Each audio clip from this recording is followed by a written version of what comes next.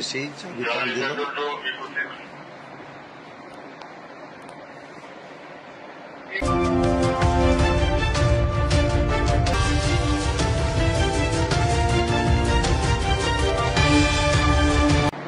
এই যে আমাদের SI খুরশেদ সিআইডির, উনি এসেই চাবি টান দিল।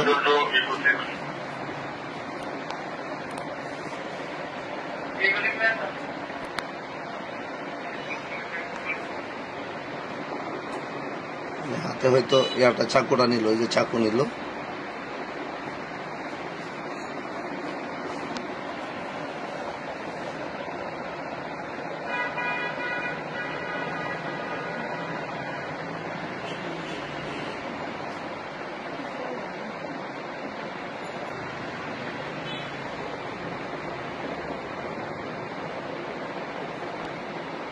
এই যে চলে গেল সে। তো আমার পক্ষ থেকে এবং সিনিয়রদের পক্ষ থেকে আমাদের টিমকে আমি অবশ্যই কৃতজ্ঞতা জানাই, অভিনন্দন জানাই। আপনারা জানেন যে আমাদের একজন পুলিশ সদস্য সাব ইন্সপেক্টর সিআইডির, উনি একজন আসামিকে গ্রেপ্তার করতে গিয়েছিলেন। সে আসামি সাইবার সুরক্ষা অধ্যাদেশ 2025-এর একজন পলাতক আসামি, তার নাম রহিম উদ্দিন রাজু, বয়স 33। সে কানাইঘাট তার বাড়ি, কিন্তু সে বর্তমানে এই শহরে বসবাস করত। সে এই মামলার আসামি।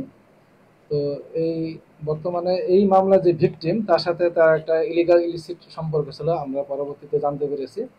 তো গতকাল আমাদের এই অফিসার এবং ফোর্স যখন তাকে গ্রেপ্তার করতে যায় আপনাদের শহরের সাগর দিঘি পাড়া, তখন সে হুন্ডার উপরে ছিল। তো আমার পুলিশ কনস্টেবল প্রথম তাকে ধরে, পরবর্তীতে আমার সাব ইন্সপেক্টর ধরে। পিছনে ছিল আমাদের SMPর পুলিশ।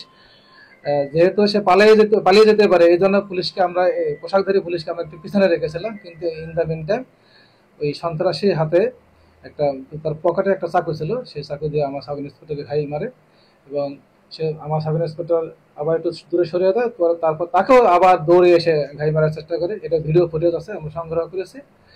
এবং তাকে রাত্রে আমরা অভিযান চালিয়ে আধুনিক তথ্য প্রযুক্তি যে সিস্টেমগুলো আছে, পুলিশ হেডকোয়ার্টার, সিআইডি হেডকোয়ার্টার, তাদের তত্ত্বাবধানে এবং তাদের সহযোগিতা নিয়ে আমাদের সিলেট মেট্রো, SMP এবং সিলেট মেট্রো এবং সিআইডি আমরা যৌথ অভিযান সুস্থ হয়ে যাবেন। ডাক্তারদের সাথে আমরা কথা বলেছি, আমরা সবার সাথে যোগাযোগ রাখছি। আমি নিজেও 2বার সেখানে আমি গিয়েছি। ডাক্তাররা বলেছেন আরও 2-1 দিন তাকে অবজারভেশনে রাখতে হবে, তারপরে বলা যাবে। তবে সার্বিক দিক বিবেচনা যেটা আমরা বুঝতে পেরেছি বা আমাদের টাচ দিয়েছেন, উনি সুস্থ হয়ে যাবেন। আশা করি অন্য কোথাও ওনাকে স্থানান্তর করতে হবে না। আর এই যে আসামি আছে তাকে আমরা জিজ্ঞাসাবাদ করতেছি। তার নামে শুধু এটাই না, তার নামে আর একাধিক মামলা আছে। আপনারা জানেন আমাদের একটা সোর্স আছে সরকারি CDMS, সেখানে আমরা সার্চ দিয়ে দেখলাম তার নামে আরো 6টি ফৌজদারি মামলা আছে, সেটাও আমরা খতিয়ে দেখতেছি। এবং তার সঙ্গে তার পকেটে একটা অফিসিয়াল ID কার্ড, একটা কার্ড পাওয়া গেছে। সেখানে নিষিদ্ধ ঘোষিত ছাত্রলীগের সংগঠন, সেই সংগঠনের কেন্দ্রীয় সদস্য ছিল সে। তার সে কার্ড পাওয়া গেছে, সেগুলো আমরা বিষয়ে খতিয়ে দেখছি। যেহেতু তার নামে CDMS 6টি মামলা আছে বা এই একটা মামলা আছে, তার মানে আমরা ধরে নিতে পারি সে প্রফেশনাল অফেন্ডার। তার সাথে আমি কথা বলেছি, তার কথা, বাসন ভঙ্গি, চলন বলন দেখে আমি বুঝতে পারি, আমি ক্রিমিনোলজি নিজে PhD করেছি, আমি বুঝতে পারি একজন আসামি বা সন্ত্রাসীর চোখ এবং তার চলন বলন কথা দেখলে সে কোন দিকে বলে আমি বুঝতে পারি, বোঝা যায় সে একজন প্রফেশনাল অফেন্ডার। তাকে আমরা আইনের আওতায় নিয়ে আসছি।